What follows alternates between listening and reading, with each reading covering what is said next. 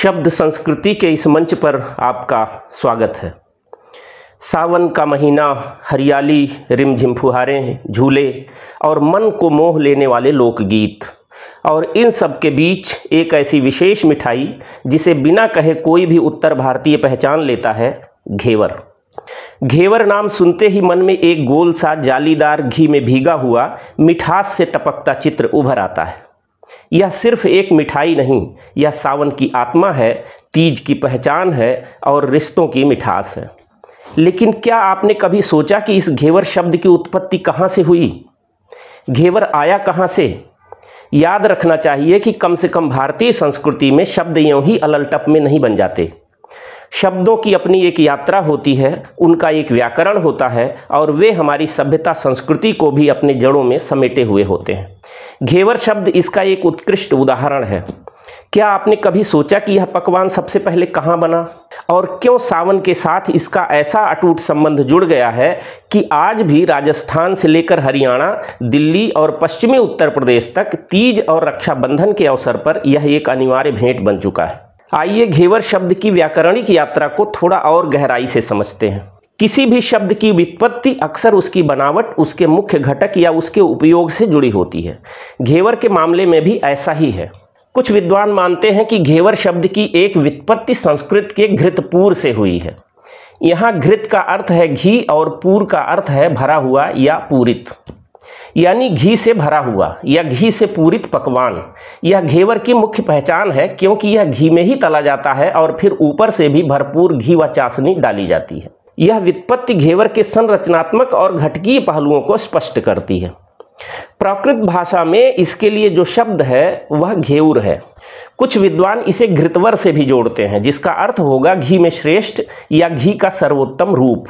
यह घेवर के महत्व और उसके स्वाद की उत्कृष्टता को दर्शाता है। एक अन्य लोक प्रचलित भाषाविद दृष्टिकोण घेवर को घेरा या घेर से जोड़ता है, जिसका अर्थ है गोल या चक्राकार वस्तु। इस सिद्धांत के अनुसार घेवर बना घेरा धन वर से, जहां वर का अर्थ श्रेष्ठ या उत्तम है, यानी घेरा रूपी श्रेष्ठ पकवान। यह व्याख्या घेवर की विशिष्ट जालीदार और गोल आकृति पर प्रकाश डालती है, जिसे अंग्रेजी में हनीकॉम्ब डेजर्ट भी कहा जाता है क्योंकि यह मधुमक्खी के छत्ते जैसा दिखता है। इन सभी व्युत्पत्तियों में एक बात स्पष्ट है कि घेवर शब्द का मूल, उसके रूप और उसके मुख्य घटक घी से गहरा संबंध रखता है। यह भाषा का एक सुंदर उदाहरण है कि कैसे शब्द किसी वस्तु के गुणों को अपने भीतर समाहित कर लेते हैं। रोचक बात है कि जब हम किसी पकवान की बात करते हैं तो उसकी भौगोलिक जड़ें उसकी संस्कृति को समझने में महत्वपूर्ण हो जाती हैं। राजस्थान को घेवर का जन्मस्थल कहा जाता है। विशेषकर जयपुर, अलवर और बीकानेर जैसे शहर इसके लिए प्रसिद्ध हैं। जयपुर के गणगौरी बाजार में स्थित लक्ष्मी मिष्टान्न भंडार जैसे स्थान घेवर के लिए देश भर में मशहूर हैं।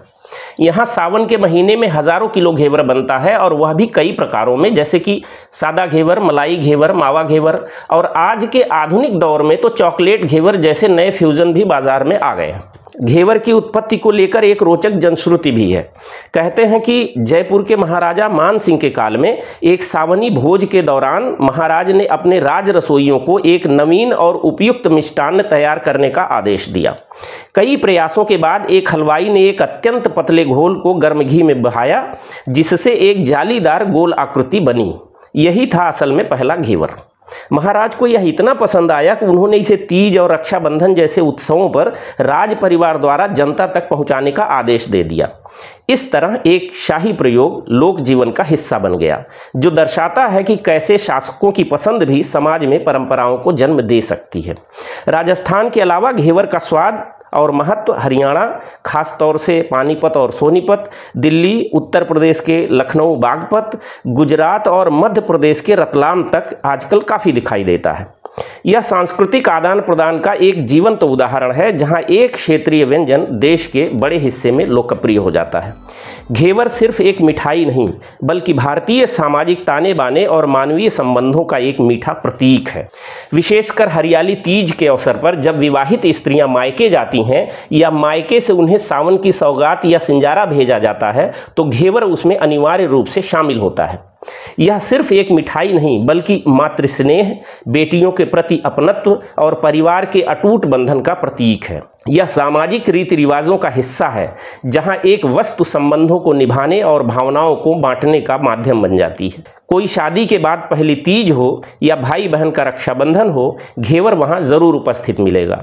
यह दिखाता है कि कैसे खाद्य पदार्थ केवल पोषण नहीं देते, बल्कि सामाजिक अनुष्ठानों और भावनात्मक अभिव्यक्ति का भी हिस्सा बन जाते हैं। यह हमारे भारतीय समाज की विशेषता है। घेवर का तीज, रक्षाबंधन और गणगौर जैसे प्रमुख राजस्थानी त्योहारों में विशेष महत्व है। इसे श्री कृष्ण के 56 भोगों में भी स्थान प्राप्त है, जिससे इसकी धार्मिक महत्ता भी सिद्ध होने लगती है। मीराबाई भी अपने आराध्य गिरधर गोपाल को घेवर अर्पित करने का अनुरोध करती हैं। यह धर्म और लोक परंपरा के मिश्रण का एक बेहतरीन उदाहरण है। आज जबकि आधुनिक मिठाइयों और पेस्ट्री संस्कृति का वर्चस्व बढ़ रहा है, घेवर अपनी पारंपरिक गरिमा को तब भी बचाए हुए है। यह दिलचस्प है। कुछ लोगों ने इसे चॉकलेट, स्ट्रॉबेरी और चीज जैसी आधुनिक सज्जाओं से जोड़कर एक नया रूप भी दिया है, परंतु जो घी में तला गया, केसर की बूंदों में डूबा, ऊपर से मलाई और चांदी के वर्क से सज्जित शुद्ध देसी घेवर होता है, वह केवल स्वाद नहीं देता, बल्कि एक संवेदना भी साझा करता है। यह सावन की फुहारों में दादी नानी के हाथों के स्वाद की याद दिलाता है।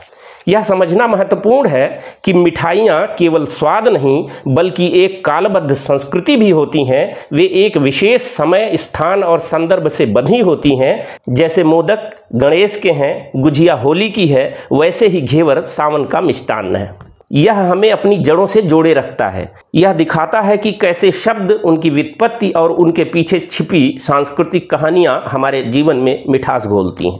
तो इस सावन घेवर का स्वाद ज़रूर लें और इसकी मिठास को अपनी परंपराओं में घुलने दें। यह घेवर की तरह जालीदार, भीगी और अविस्मरणीय है। आज बस इतना ही। धैर्यपूर्वक सुनने के लिए बहुत बहुत धन्यवाद।